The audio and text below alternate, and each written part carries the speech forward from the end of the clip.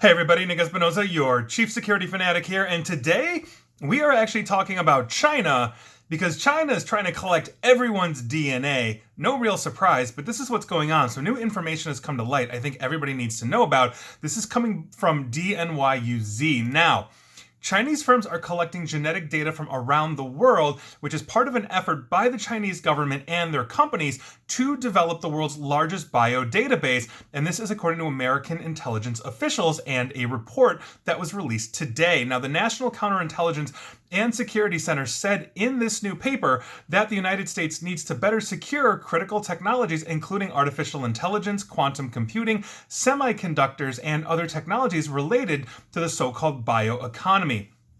China and other countries are trying to dominate these technologies using both legal and illegal means to acquire American know-how, according to Michael Orlando, the acting director of the Counterintelligence Service Center, and basically this is an arm of the Office of Director of National Intelligence. Now, the American private sector has long been basically in the crosshairs of China and other countries trying to steal American technology and intellectual property. Other countries like Russia also remain a threat, but the economic might of China makes them the biggest threat to the United States right now in terms of our DNA and other aspects, according to officials. Now, China believes that dominating these areas will give it an economic advantage, and American companies are also investing heavily in these fields as well. Artificial intelligence and machine learning hold promise to revolutionize many aspects of life, including, as I've talked about before, military operations. Quantum computing will allow countries to break the toughest encryption that exists today. Yes and no on that one. And semiconductors are vital, not just for computers, but also for many consumer products. But officials in the United States are now stressing that the intersection of technology and genetic and biological research is now a huge area of competition and espionage. Edward Yu, who is a national counterintelligence officer for emerging and disruptive technologies, said the Chinese government is collecting medical, health, and genetic data around the world.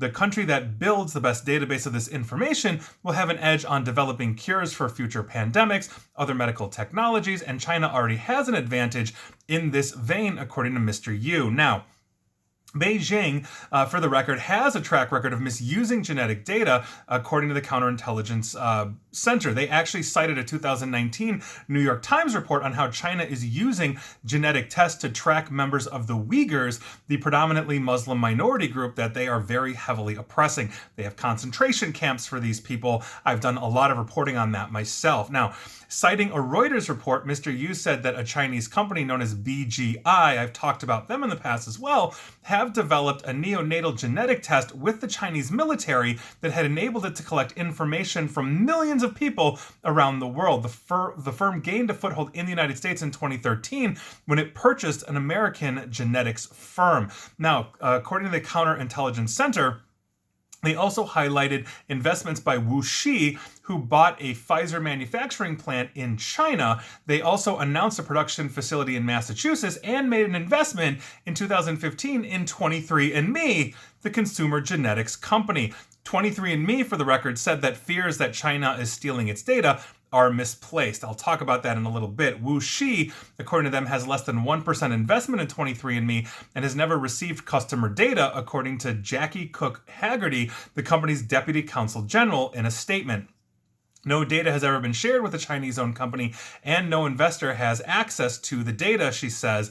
Quote, all of our testing is performed and always has been performed in US-based laboratories. But that is the willingness, or rather, you are transparently giving data, saying we're not doing that. We are not giving them data, but are they stealing it? And that is a huge, huge problem that we see. We have and intelligence agencies around the world will confirm that we have massive problems with espionage and hacking coming out of China, sponsored by the Chinese government, their military and their intelligence services attempting to break in to steal this kind of information. So, does the investment necessarily give them a foothold?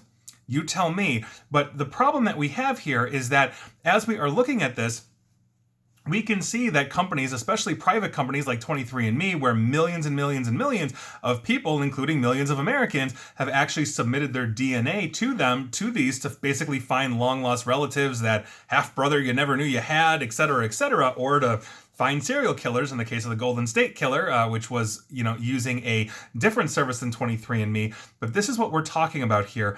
Pfizer, for example, has hundreds of millions of dollars investment in 23andMe to share that kind of genetic data for their testing. What happens if somebody has a huge investment in Pfizer? The supply chain is above and beyond just the direct investors in the company. And so you may have American corporations that are indeed sharing this on the back end, but they are receiving, as an American company, genetic data, and now they're sharing it with their investors, their partners. There's no supply chain assurance here. And that's a huge problem.